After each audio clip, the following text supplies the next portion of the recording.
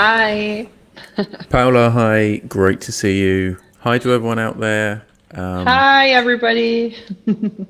Glad Hi, everyone Philip. can join us. We've got a few people filtering in, and I think Okay. there's nearly 300 people signed up to come along today. So let's see how many people pre-Christmas will show up and how many people will watch this later. How are you doing, Philip? I'm doing all right. Yeah, as I said, I'm starting to run down a little bit before Christmas, but I've got, just about enough energy to chat to you about interesting language matters and yeah, multilingualism, multiculturalism. Looking forward to that. Before we chat to Paola and I introduce her, let's just talk a little bit about travel. You've been, and I should say, just to everyone out there watching, if you want to say hi and where you're tuning in from, or if you know us, or if you have a question, just say hi in the chat. Yeah, sorry, Paola. So you've been traveling a little bit this year. Tell us about that. Yeah, actually, I'm an autumn traveler. I don't like traveling in summer. It's too crowded, it's too expensive. So I went to Greece last month to see a friend who actually, well, quite on topic, he moved there because he's learning Greek, which is like his seventh language. And so Wow. he actually we met in Turkey when we were learning Turkish. And so, that's the thing. Like, being a language nerd brings you nerdy friends who travel very much, and then you can go visit them. So I went to Athens, and now I'm in Milan seeing family pre-Christmas, and I'll make my way back to Barcelona tomorrow, actually, back to the sunshine. How many languages have you spoken this week? Um, I have spoken Italian, Spanish, English, and French. Four. Yes. 4 languages this week. Well, that's two more than me. I'm here in Las Palmas, Canary Islands, Spain. I Hmm. haven't done much traveling this year because I really like it here. So I've been staying here mostly. Been back to the UK a little bit, but next year I may do some traveling to some interesting places. Oh, yeah? Yeah, What's I've the got some. plan? Well, I'm going to Madeira in March for some book promo, and Hmm. also I might be going to Mauritius, which is quite exciting. That is not somewhere I've been, and it's a super long flight. Yeah. Actually, I've Yeah. never been, and I don't know anyone who's been actually to Mauritius. No language nerds who have gone there. What do they speak in Mauritius, actually? I don't know. Do they speak French, among other I things? I think English is the common language. I might be wrong, but I think Uh, they speak several languages in Mauritius. yeah. If Like, anybody knows, tell us in the chat. yes, please. What language do they speak in Mauritius? Um, oh, hi, Anna, Monica, Stefan. Oh, these are my peeps. Yay. Hi, There you go. Stefan. People are Glad to coming see in. you here. And Anna and Monica. Well, actually, Monica is your girl, but she hangs out on my LinkedIn profile too, and I'm glad to see her here. Hi, Monica. Yeah, hi everyone. We've got about 20 people live joining us, so yeah, thanks. Keep letting us know where you're tuning in from, and if you have any questions for me or Paola, then just type them into the chat, and we'll get to them towards the end of this session. Now we're going to talk about some of the reasons why your language background is an advantage for you. We often think of it, I know there's a lot of discrimination, there's a lot of issues with employers and, jobs saying, oh, English isn't your first language, so, you're not hired. But there are Yep. some advantages as well. And Paola, with her 89 languages or however many she speaks, is quite the expert on that. So why don't you introduce yourself, Paola? Tell everyone who you are, what you do, and then we'll get cracking and ask you some questions. All right. So my name is Paola Natalucci, and I work as a neurolanguage coach right now. Well, which I always say is not just a fancy way to say I'm a language teacher. It's actually, it kind of like brings together language teaching and principles of coaching, and that's what makes it so powerful. And I'm really enjoying this new way of doing my job. I've been doing this job for, well, 15 years or more, actually. Time passes. And yeah, and I've done this job. The good thing about being an English teacher, as I'm sure a lot of the people in the audience know, is that it helps you travel. You can go pretty much anywhere. And yeah, even in some, some governments actually play out that discrimination you were talking about. Because, for example, the only reason why I could find a job in an international school in Thailand was that I had 17 million certificates. And that way I could get around what they call the 5-country rule, which is they only hire people from UK, US, Australia, New Zealand, or Ireland. And that's it. Because, there's no EU regulation in Thailand, of course. So I worked in Thailand and in Austria, where I met Stefan, who just signed in. And I worked in Argentina, and now I work in Spain and in Turkey also ages ago. And on the way, I picked up languages, and honestly, like every language that I have entered the space of enriched my life, both personal and professional, because it gave me concrete opportunities to find jobs, and also freedom to move, and that's not little, I would say. Yeah, I think both really interesting background. I think both you and I are people who have probably, because of travel and language, have slowly moved towards and like crystallized what we do and how we help people. And I know it probably seems like, if you're from not an Anglophone country, that it might be, a disadvantage. Oh, I speak all these languages, but no one's hiring. As you do get older and have more experience across, meeting different people and different cultures and seeing what advantages languages can bring, hopefully it helps you get closer to what you really want to do and like understand that it is an advantage. I think I've had a similar experience to Paola. I only speak English and Spanish really, but it's like learning Spanish and living in different Spanish speaking countries has been pretty important for my development as a person and as a coach and whatever else I do. Yeah. Being a human. Yeah, that's why I mentioned like the personal level, because also, who you are as a person obviously interplays with the way you work, obviously. And so it's actually not to be underestimated, really. Personal brand alert, isn't it now on LinkedIn? Everybody's talking about that.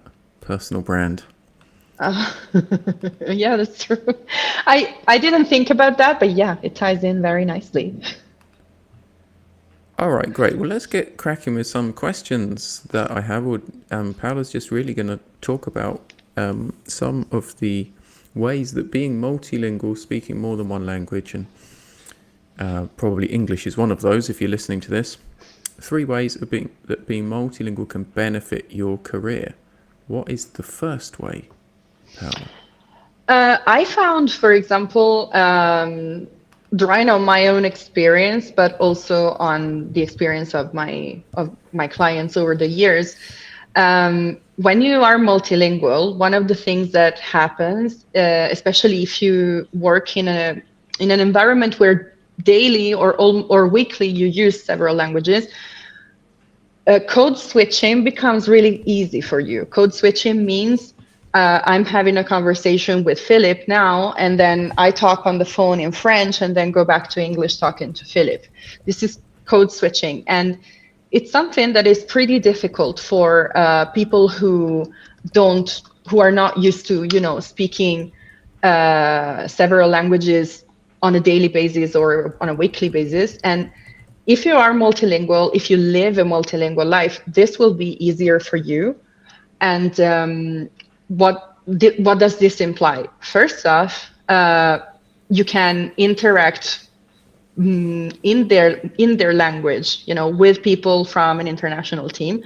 And as we were saying, it's not to be underestimated, because when you, it's kind of, I remember once, actually, this guy was an expert. I once met a hotel owner in Morocco who spoke 8 languages and quite well.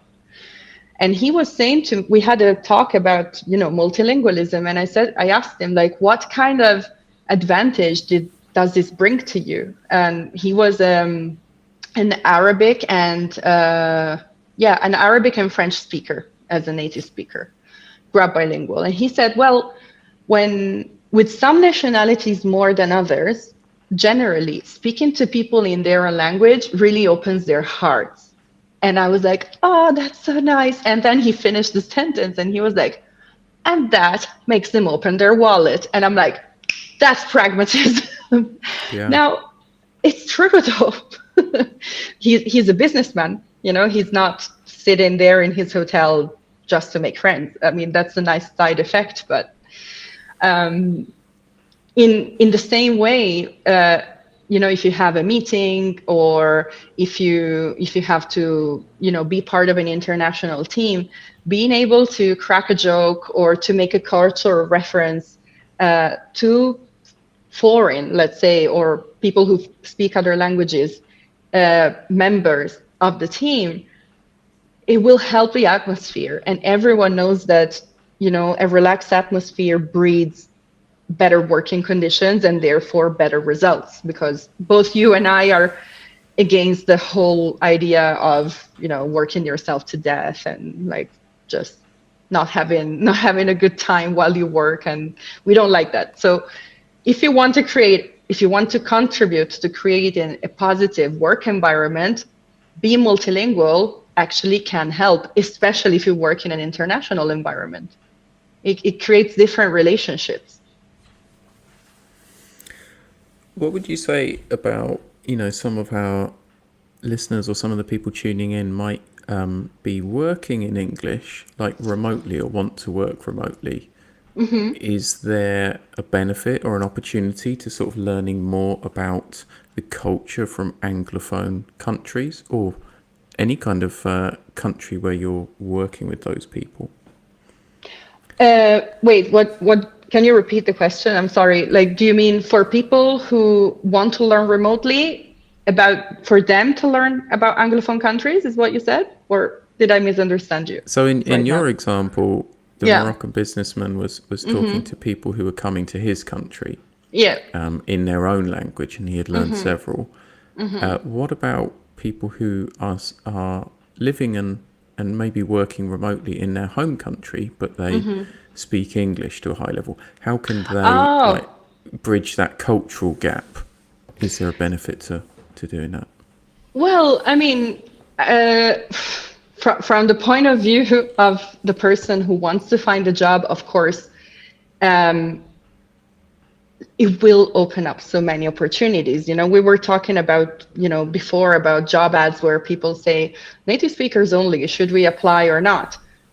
Yes, you should totally apply. This will be good for the Anglophone culture too, is what I say. But I mean, that's me. Like, I've been teaching other people's languages for 20 years. So of course I apply. I think it's good both for the foreigner who is learning or working in English, and for the English speakers who receive this person into their team. Because, I mean, our brains love comfort. So I don't blame English speakers for not exactly being very proactive on learning other languages. And the problem with that is not a problem per se, but the thing is, if you only ever stay in one cultural space, you will never really get to know other environments, other cultural environments of the world. And it's really bad for you as a person, especially in an interconnected world like the one we live in today. It's really worth it. That's why it's heartbreaking, by the way, like unrelated, but not completely, that so many universities in the UK are now closing down European study programs and foreign languages programs. And I'm like, no, no, this is exactly the opposite of what they should be doing. So basically, you bring the advantage of a different perspective. You bring the advantage also, I think, of understanding clients. Because sometimes, I'll just use myself as an example here, because I worked for quite a while. I worked as the liaison between an American company with offices in Spain, and I was working as a liaison with the German market.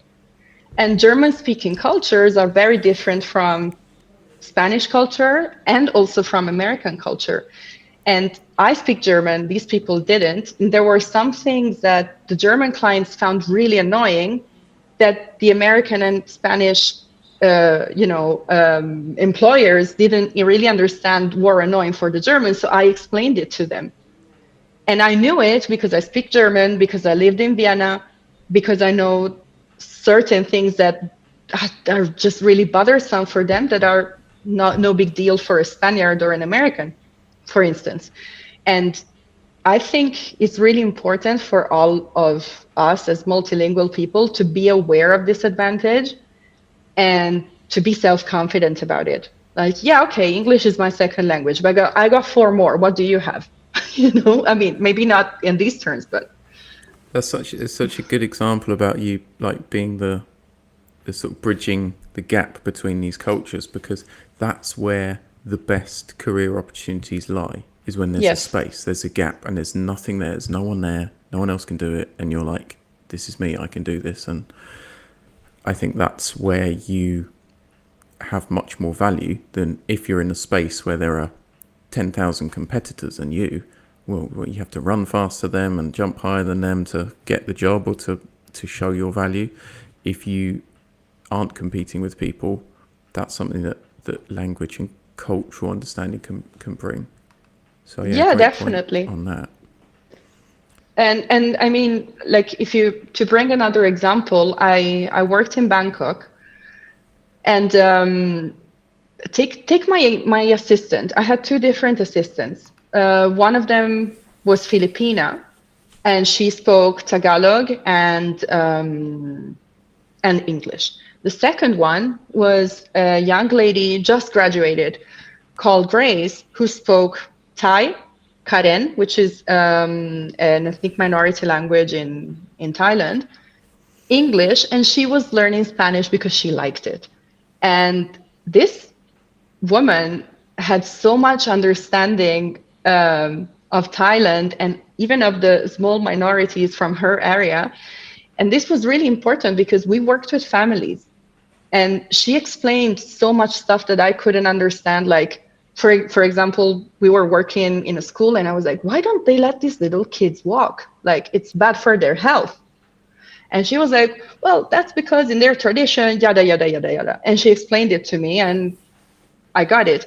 It sounds like something cultural and unrelated to work, but it isn't, because it tells you something about the culture you're working in. And if you understand the culture you're working in, you're going to be more successful at what you do. And people are going to like you more. And if people like you, you have more opportunities in life. That's essentially it, isn't it? Like going back to the Moroccan businessman. If he's chatting in Italian to Italian visitors, they just like him more. Oh, Mohammed's great, isn't he? So, I mean, Yes. Totally agree. I would say in the digital world as well, we're in the world of like remote work and forums, and people are working with teams.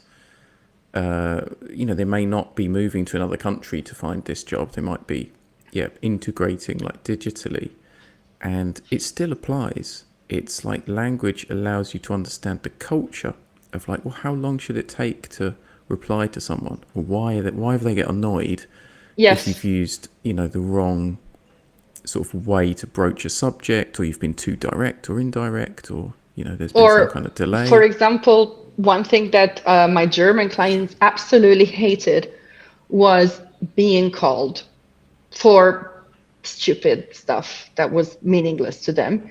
But I had to do it because that's what the process told me I had to do. So I'm like, I'm so sorry to bother you, sir, blah, blah, blah, blah, blah. And I brought that to my manager, and I said to him, look, I don't want to be annoying, but clients are unhappy about this, and they perceive it as a waste of time, and they're very efficient people who hate wasting time.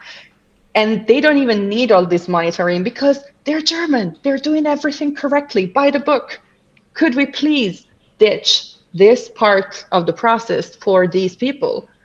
And the manager, in the end, he said yes. And they were much happier. And happy clients mean clients that stay with you and come back to you. And so, everyone was happy. Great point. Just before you get onto your second way in which being multilingual is a benefit for your career, and I'm sure you've got loads more examples, I'll chip in with a couple of my thoughts. My experiences working with writers who are multilingual, writers who are using English professionally, maybe they're content writers, copywriters, but it's not their first language. And that has many advantages as I see it. I've talked about this a lot in the past. One of which is, we've sort of touched on the native, non-native thing. I know Paola mentioned that. The first thing to say is I don't think that writing like a native speaker is a good aim to have, because it's not attainable and it's not necessarily beneficial. Like, aim to be proficient and just accept and change your mindset so that you can see being multilingual as benefit, because it really is. So that's my first sort of tip. As for how it is a benefit, I've got quite a lot of notes and points mentioned here. I'll just talk about one of them now. You're a dedicated learner. Like, if you've learned English to a high level through whatever means, it shows that you have the ability to do that with other subjects. And, for many of the professionals in the US and England that don't really have to learn a language, well, they might not be capable of dedicating themselves and like having to struggle and fail and jump through these hoops. So I think it shows you, as somebody who's dedicated, you can do that with writing craft. You can do it with SEO. You can do it with, learning how to run a solo business. Like, whatever it is, you have the ability to dedicate yourself to upskilling how you need to. So that's a one great of the point. Ways that I've seen it really is a benefit to have learned a language. Yeah, definitely.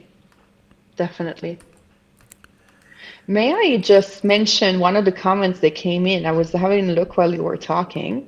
Yeah, of course. Anna, I don't know if she's still here, but I met Anna in a course we had together. And she's an Argentinian lady who has moved to Switzerland for several reasons, and she's also an English teacher. And what she's saying there is fundamental. She already spoke French, and that made her life easier, because that's kind of what we were saying before. Being multilingual opens doors because you make friends, you feel cozy, and when you feel cozy and comfortable in your daily life, and may I add, in your job, and get liked by people, again, the Moroccan businessman knows where it's at. People will like you. You will feel more comfortable. People will find you more likable, and then things will happen, because that's just how it is. And so I think what Anna said, I totally agree with it. It's also my experience as somebody who's moved 5 times in like 2 different countries.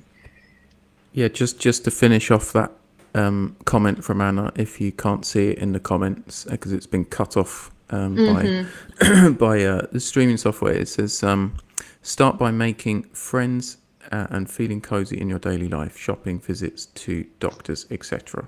Just if everyone wants to know. Yeah, because Great. that's the thing. Like, a lot of the time, one of the reasons why you will find yourself working in an international environment is that maybe you emigrated. Like, maybe you didn't find a remote job, as you were mentioning, which is a pretty new option.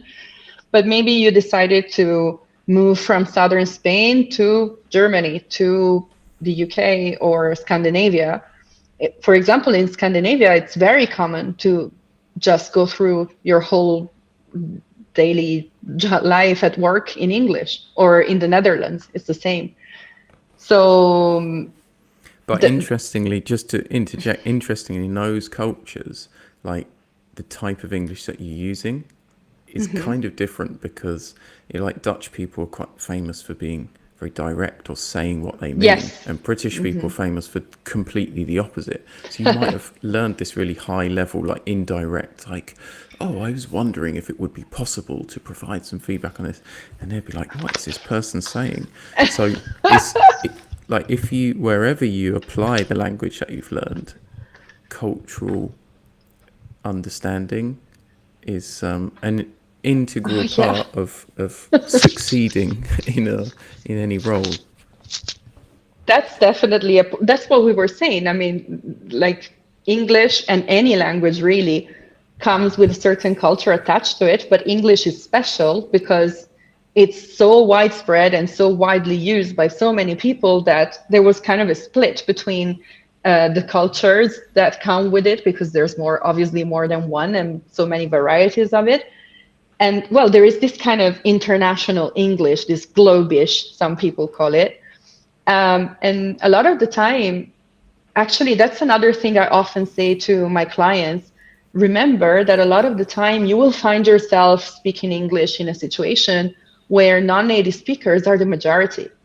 So that brings me to another thing I wanted to mention, which is the idea of clarity. So because you are working with a learned language, a lot of the time, if you have to prepare a presentation, or if you have to, well, do pretty much anything, a call or whatever, you kind of tend to plan more than you would in your native language, where you feel you could just like surf the wave and just go with the flow. But that might give you an advantage because a lot of the time, like native speakers aren't aware of how unclear they can sound, because they're not used to not understanding others, because everybody's always adapting to their language, which is English anyway. So, I mean, it's not really, yeah, I will mention the example I gave you before about my friend at work. I had a French friend who worked in Thailand in an office, and one day she was like sitting with her lunchbox at her desk, and her Australian boss says, "Hey, so what's on your plate today?" And my friend was like, "Pasta."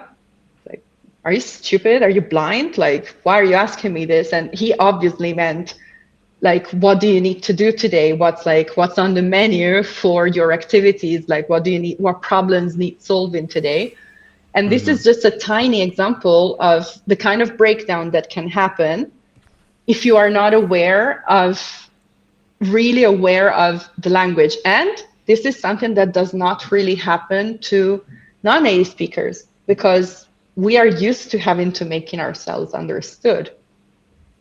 And that's an advantage, actually. Clarity is good. Simplicity is good. Even if it may not sound cool, it actually is. I mean, there's a time and a place for beautiful, flowing, long sentences and academic vocabulary and stuff. But in the world in which we live now, where time is precious and everybody wants to get their message across in a clear and efficient way, it is a massive advantage. And I think if you can take the brevity of English and apply it to your own first language, you get a career benefit, right? Like, I've got a lot of clients who are Spanish, Portuguese speakers, and they say to me, oh, well, after taking your course, I know how to cut this stuff down, and I could write, rather than a 4-page report, I could write a 2-page report, and my boss would be happier with that because it has got the same Yes. information. Or, delivering like a speech, like you say, like a presentation. If you can be shorter in a more powerful way, if it's direct and clear with the language that you use, you can apply that to your own language too, right? Yeah, definitely. That's actually something. I mean, I've been writing and studying and working with English for a long, long time, since I was a kid. And over the years, I became better and better at it. And as an adult, I noticed what you were saying, that simplicity and, like not non-subordinated 4-line sentences are good in English. And I come from a language which is very flowery and very beautiful and really annoying to read when you're trying to work. So I totally confirm what your clients say, because my writing in Italian has become a lot cleaner as well. But, that's not necessarily on topic. But, oh yeah, David, yes, we love clarity and simplicity. And as a Spanish speaker, I think you also know what I'm talking about. That clarity and simplicity are kind of underrated in Latin countries. Like, people, when they write and when they speak, they tend to, love flowery expressions, but sometimes they just make communication really unclear. I also, Yeah, sorry, go sorry, ahead. I just wanted to ask you if you had seen Stefan's comment about untranslatable words. Yeah, let's put that on screen. I wasn't sure if it fitted into what we were talking about, but yeah, let's let everyone see that. Because actually he is a good example of somebody who made it in another language in his case. And he's a Romanian person who found work in a German speaking environment. And I think that his multilingualism has brought him a lot, because, well, I mean, we talked about this. He was sharing it actually with the American team, what he's saying here about untranslatable words, and people were mind blown, because sometimes I think people, American and English speakers in general, sometimes forget that there's a whole wide world outside that has great ideas. And you, not you, but you listeners and viewers now, you can bring those untranslatable words and new ideas into the workplace and blow people's minds. Yeah. For sure. I mean, yeah, if you've got any other success stories, everybody watching, about, and maybe an example of when you were able to do something like that, or a success where you've worked in another country, or how your language learning and your various languages have brought you success, then yeah, let us know. And don't forget, if you've got any questions, just type them in. We'll get to them at the end. I was wondering if we could bring up grammar. I'm not one to talk about grammar very much, but as you were talking, I thought, if we learn a language, and we often learn it as teens or adults, or when we're a bit older, and we're more cognizant of like learning grammar, because in our first languages we learn it as young kids. That gives you the ability to, especially in English, to know how to manipulate words and sentences. English is very malleable. It's very, we can change things around. So we can change a long sentence into a short one without really losing much meaning, or we can, switch the emphasis by changing clauses or whatever. Just a thought, really, that's another advantage. Like, if you're able to do that in English, you can apply that to your own language. You can understand how it has an impact on the kind of things that you write and say and deliver as well. So yeah, just wanted to get your thoughts on, is learning grammar in a foreign language, is that an advantage, and how? Well, I personally think it is, especially when you have to write, because writing, writing emails is pretty fundamental in most workplaces. And also now there's a lot more written channels than before. There's chat, there's Slack, there's Teams, there's so much, right? And of course there you won't write in perfect grammar, but sorry, I was reading Radu's comment. No, well, let's hide that, and we'll come back to you, Radu. There's a question, okay, so we'll come back to you later. Okay. Interrupted you there. No, it's fine. So I think it is definitely an advantage. And actually, when I work as a neurolanguage coach, we always also devote time to language mechanics, because being aware of the way you kind of just open the hood and see how this topic X works. It is important to be aware of it. It's not good to just do that and then never speak. Like the two things kind of go hand in hand.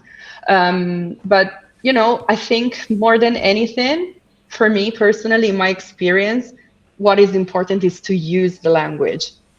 Use it in every possible way. Read a lot, listen a lot, watch Netflix, speak, find occasions and chances to speak, write, and use tools to help you write properly. Because if you do all that and then you also learn mechanics and grammar next to that, then you're going to become very good, because form and expression go together.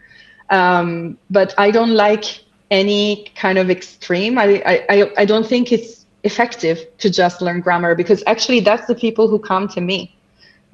A lot of my clients are very good at giving you a conference on the usage of the present perfect versus the past simple and the way they are formed. And then you tell them, okay, well, let's have a chat. And they're like, oh, no, I'm too shy to do that. No, I'm not good enough, or I don't want to. And then what did you learn all that for? Right? Yeah, I So agree. you have to find a balance. And I'm happy. That's kind of what I do, actually. I try to like, okay, let's move away from the conference about English grammar. Let's get away from knowing about English, and let's move into actually using English and play with it, actually. It's important to understand, but it's certainly not my approach, and I don't believe in learning all the theory first and then trying to apply it, because with writing, with grammar, with any skill, it doesn't work. So what, you're going to read 10,000 songs of sheet music before you pick up a guitar and play the chords? No, you've got to make it, start with a few mangled notes and chords and improve that way. Yeah. Well, that touches on a subject that's very important, and like I'll just like try to say it in a nutshell. But what you just said about the mangled notes, that's very important. To do anything, also, speak English and anything, you need to be willing to suck at it at first, and not let your being terrible at something touch your self-esteem and make you say stuff like, I'm terrible at this, because being really bad at something is part of the process. Nobody is Mozart, really. Yeah, Maria's got an interesting comment here. Hi, Maria. Thanks for coming along. Maria, I think you're a translator, right? Or you operate in that world, which is definitely more the technical side of language, and the accuracy side of language is important. But yeah, just a good point there. That finishes just by saying, and you end up being completely misunderstood. Yeah, it can happen. I suppose I mean, often we're talking with languages here about like learning as an adult, right? And most language learners do start and get the grammar input as kids or first off. I think there's definitely like a disconnect between trying to do that as an adult and doing it as a kid. Like, yeah, I do believe we need that kind of input, but as an adult, it's not something that motivates us to continue in that, to continue on that journey of like improving a language. Super interesting as this discussion is, I feel like we're maybe getting away from the career benefits Yes. side of things. Let's touch on that, and we will get to your comments and questions if we haven't yet. I know we've got a couple that we're going to come back to. Is there another benefit, a career benefit that you haven't touched on that you wanted to talk about?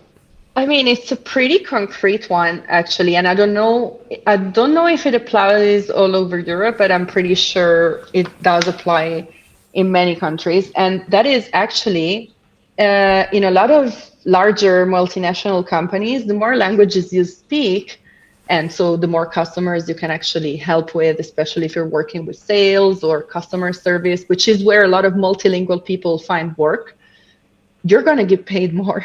There's a lot of companies actually have bonuses for like demonstrated language proficiency.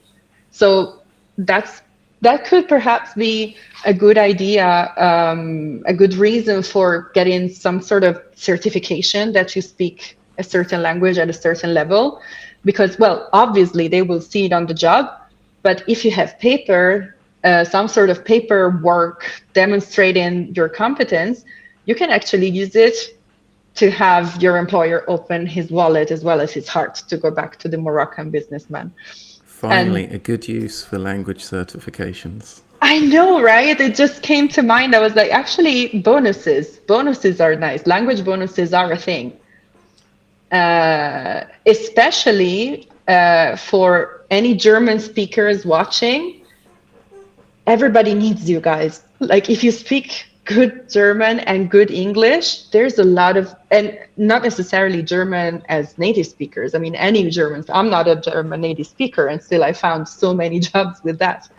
So that's a great advantage. Like, what I'm trying to say, I guess, is that speaking English as a non-native speaker plus another language or more at a high level is really, really a superpower. You can beat the competition simply because you can cover more markets in a multilingual environment like Europe. Of course, I'm talking from the perspective of a European. When I lived in Southeast Asia, the fact that I spoke German didn't really matter so much. But I saw the advantage when I came back here, that speaking languages that cover most of Europe, that's a plus. Sounds like, the more you build your profile, the more unique you become. All these combinations of languages and experience, you become uniquely you.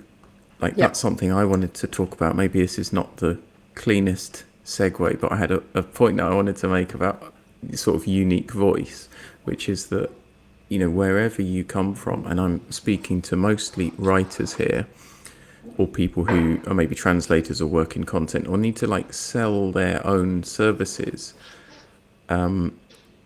it's a real benefit where you come from, because it makes you uniquely you. Like, you can build that kind of brand, or show a side of you and your culture which is different from just another writer using English, right? You are from wherever you're from, and if you can use that like unique voice, speaking in a localized way, like I would say, as someone who's learned Spanish, like, my Britishness is interesting to Spaniards, and my understanding of another language and like my living in Spain is interesting to Brits, and it's sort of works both ways. Of like, I sort of incorporate it in some ways into my writing, and when I talk about myself, other than just understanding other people, it's about like setting out who you are.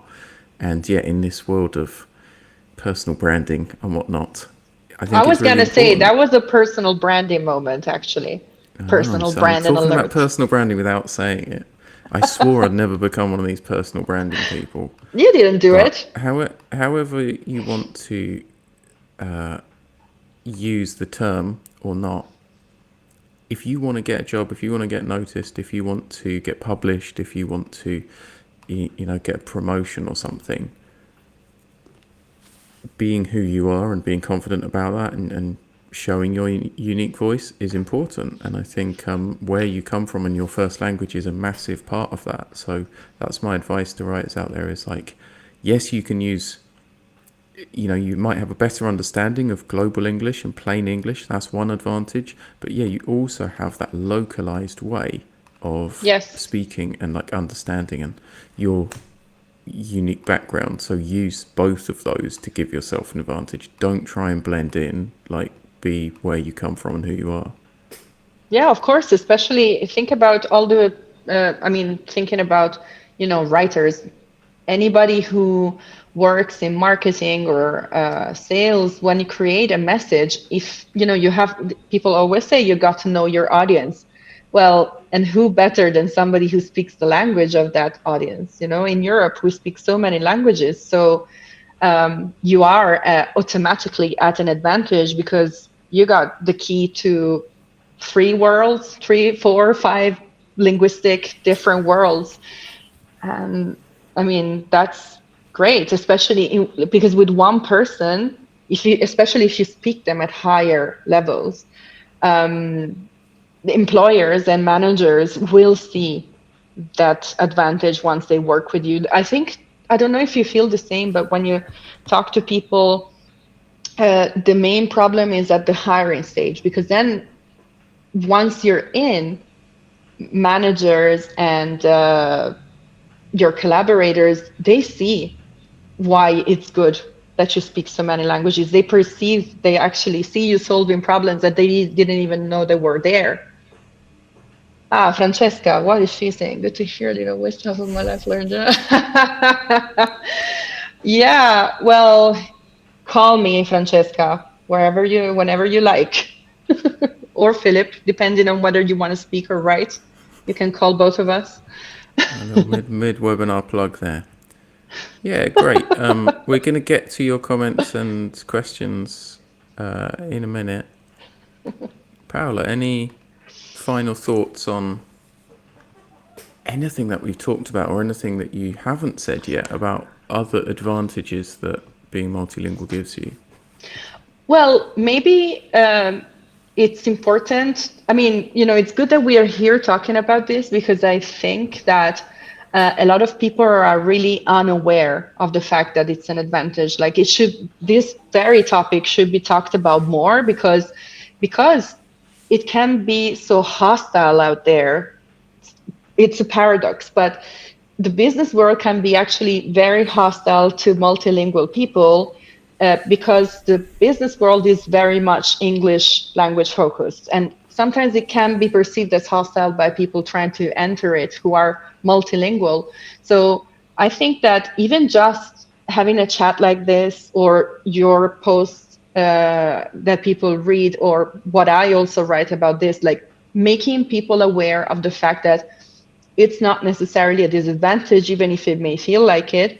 It's very helpful, because self-awareness, I talk about it all the time, but it's really important to know for yourself that this is a plus. Because if you know it, you will go into the job interview with another attitude than if you are sitting outside of the door of the job interview room and you're like, oh my God, will I speak well enough? Will I sound, well, I don't sound like a native speaker. Who cares? It's fine. Your accent is part of your story. If you can have a conversation, actually find ways to slip the topic of your multilingualism in there and say, yeah, well, when I was working in blah, blah, blah, we did this and that. Like, talk about it. It's a strength. You should be proud of it, is what I think. Great point. And to the writers watching, I'd say the same. You might think, oh, it's not 100% accurate, or there may be some differences between what I would write and a native speaker, but capitalize on those. Like, tell your story and include, if you're submitting to a publication where you can include more about your opinion, like where you come from. That's such a strength. That's what people are looking for nowadays, like a unique viewpoint, more diverse types of writing and stories. So just be confident in yourselves that you're awesome. Mm-hmm. I agree. All right, let's get to some of these comments. If you've got any other comments or questions, let us know. Let's first have this comment from Anna. I don't think we showed this one. This touched on what we were talking about earlier with English being a bit more of a simply formed language, or we tend to use clear, brief sentences. Mm-hmm. Yeah, that finishes off just saying the level is you need to use complex grammar at the expense of meaning. Yes. It's It's the kind same of with Italian. Yeah. counterintuitive, isn't it? It's like once we get to a higher level, and a lot of what I teach is not, this is the right word or this is the correct use of grammar. It's like you can be grammatically perfect and accurate, but let's be effective. And what is effective in English, whether it's speaking or writing, and when it's producing the language, is generally like more crystallized and distilled thought. That's what we value. He Yeah. says, waffling on the 1 hour webinar. Yeah. Oh, LinkedIn user, we don't know who it is. Glad to see you. Have we talked about? Oh, did you see David's?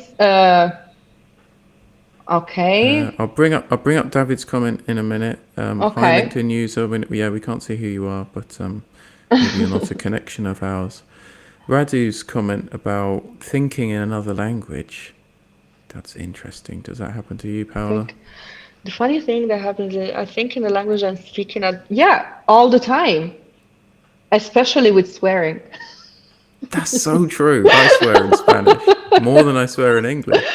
Do you It's like a know? cheat code, isn't it? It's like, well, if I'm saying it in Yeah. Spanish, I'm not really being so rude.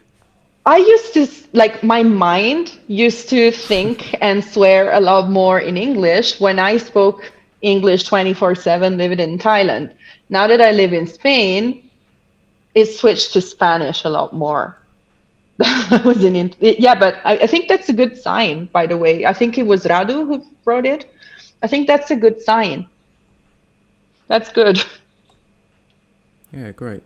I think Anna had another comment about grammar. Maybe we can bring that one up again and then talk about David's question. Or David, sorry. There's a tendency in adults to think that grammar is the core. To finish that off, it says to reverse that, using the language, like Paola says, is a good starting point. Listening to Netflix podcasts, I side with that. Yeah, I mean that's what I always, talk about is like you need to use English as well. I mean, I will never say that grammar doesn't count for anything because we don't want to, especially again, if you have to write, it's really important to know what you're doing. But at the same time, it shouldn't be so important to stop you from doing anything because you're like, oh, this is too hard. Let me just have deeply.com translated for me and then hope it's okay because I'm not good enough at it. But that's a problem with grammar. Yeah. Also, like even, we even don't call it grammar anymore because grammar actually, for a lot of learners and a lot of people, it kind of triggers a limbic reaction of, oh my God. Like a limbic reaction means your brain goes into fight or flight mode. And specifically, this means, oh my God, grammar, boom, shut down, boring, don't want to do it.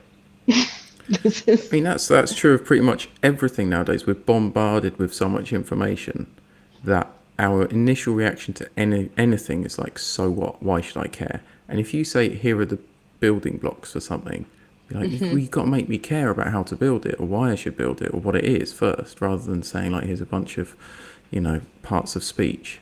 So I totally understand that reaction and think grammar shouldn't stop you from writing, and it shouldn't make you use a translation app because you're going to get wonky words and sentences which aren't effective. So like, I prefer to sort of deconstruct things, look at what works and then why does it work? And that's something, people can reverse engineer without needing to know tons of theory first. Yeah. And with speaking, it's also very damaging. I mean, I hate to, I don't want to sound like those people who will tell you, oh, that grammar doesn't matter, whatever. It does. Speaking correctly is good because it gives you authority. Of course, that it's a really important point because when you are a non-native speaker, you feel like if you listen to yourself making a mistake in grammar and you know that you've made it, that will also cause a limbic reaction of, oh my God, panic. And that will disrupt your flow when you're talking, and that's good for nobody.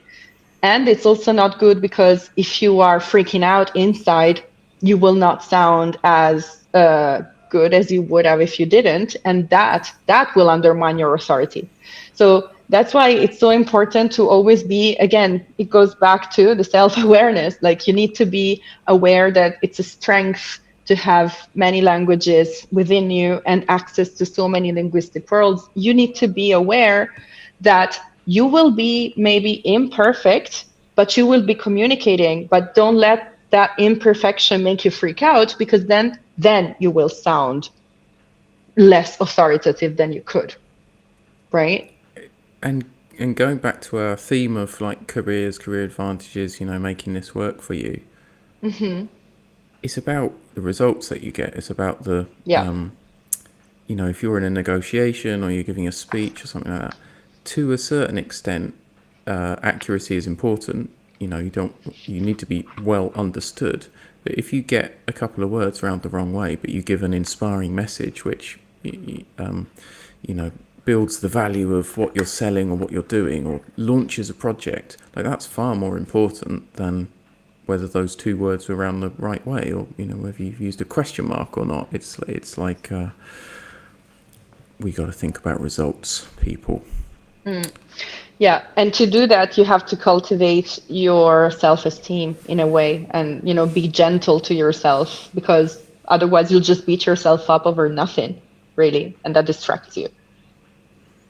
Yeah, I mean, speaking of distractions, we've got this comment from David about AI. I feel like that could definitely be another whole webinar. I did one the other month with Shamila Iya, where we touched on AI. That's more for writing, not so much about the language field, but it would definitely be really interesting to see more language professionals and translators talking about the impact of AI, because it's been a crazy year, 2023, and we've had to understand a lot and change what we're doing, but it's certainly something which is impacting like every field, and we should be talking about that too. We are looking forward to your webinar about that. I don't know enough to talk about it, but I can come listen. David, are you doing a webinar about that? Or are you talking about my webinar? No, about your webinar, Philip.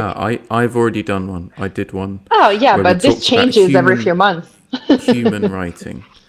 If anyone out there is an AI expert, much more than me, because ChatGPT and I are not good friends, apart from sometimes it makes some funny pictures of like owls and badgers for me, but apart from that, I don't use it that much. So if there's any experts out there and they want to chat, then hit me up. Thanks so much for coming along, everyone. I think we should wrap up, because we've been chatting for an hour and it's flown by. Yeah, thanks. It's been great to see you all here. If you want to get in touch with me, then just contact me via LinkedIn, English Writing Coach, or you can email me at phil@englishwritingcoach.uk. And yeah, you might want to get in touch with me if you are multilingual and you use English professionally to write, and you want to write effectively. That's what I help people with. Paola, where can people find you, and why should they get in touch with you? All right. Well, mostly they can find me hanging out on LinkedIn, talking about crisps with Philip in the morning. You can find me as Paola Natalucci, that's UCCI at the end, but you can see it from the event page as well on LinkedIn, or you can send me an email at paola@flowinenglish.com if you need any information. All of this information is also on my LinkedIn page. And you should get in touch with me if you are one of those people who can tell us all about the present perfect and then hides in a corner if they're asked to speak English, not because they can't, but because they think they can't. But you don't know that it's you're thinking that. So we need to talk about that. And that's the coaching bit. What have you got against the present perfect? You're Because very anti-present perfect. I am very much. Do you know how many people suffer because of using the how to use the present perfect versus present simple, simple past in English? Yeah. It's a very painful topic for a lot of people. I didn't know that. Even Americans and Brits don't agree on that one, right? So That's what I tell them. I'm like, even the Americans and Brits have been fighting about it for 50 years. So don't worry about it, you know? It's very confusing for learners, what you just mentioned, actually. yeah, I get it. All right. Well, if you're having problems with the present perfect, contact Paola. And it will be good to see some of you on LinkedIn. Yeah, thanks for coming, everyone, and your Thank great you. comments and questions. And yeah, that's it for this time. I'll be back in January with another event, and hope you have a great end of the year. Same for me. Merry Christmas. And well, if you're going out to buy presents now, don't get hurt because there's a lot of people out there. It's very crowded. And Merry Christmas and Happy New Year to Philip as well. Thanks for And to you hosting too, me on your Paola. pre-Christmas chat. Yeah, it's been fun. Great chatting with you. See you next time, everyone. Thank you. Bye.